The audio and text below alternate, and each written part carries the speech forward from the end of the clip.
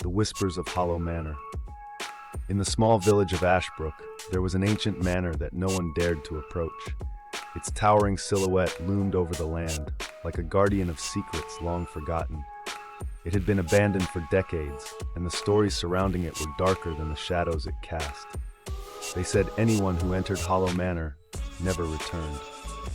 One stormy evening, Evelyn, a curious young woman from the village, stood before the iron gates. Her heart raced as thunder rolled overhead.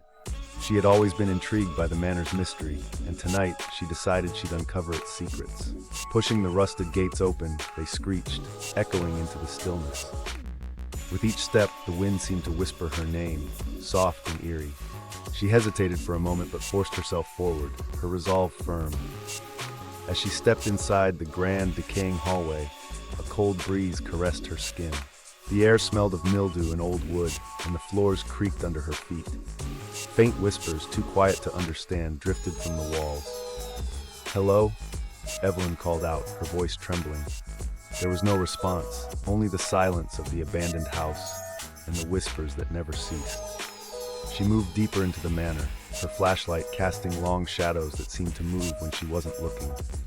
The portraits on the walls stared down at her, their eyes following her every move. She could feel their gaze, though she told herself it was only her imagination.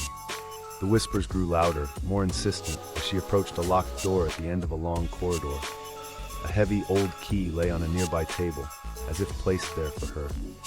Her hand shook as she picked it up and inserted it into the lock. The door creaked open, revealing a dimly lit room. Inside, the air was thick, almost suffocating, and the smell of decay was overwhelming. In the center of the room was a mirror, tall and ancient, its surface covered in dust. Evelyn stepped closer, drawn to it by some unseen force. As she wiped away the dust, her reflection began to blur. The whispers turned into voices, louder now, clearer. "Leave," they said, "before it's too late." But it was already too late. Her reflection in the mirror smiled, a smile she hadn't made. Suddenly, her reflection stepped forward, out of the glass, standing before her in the room.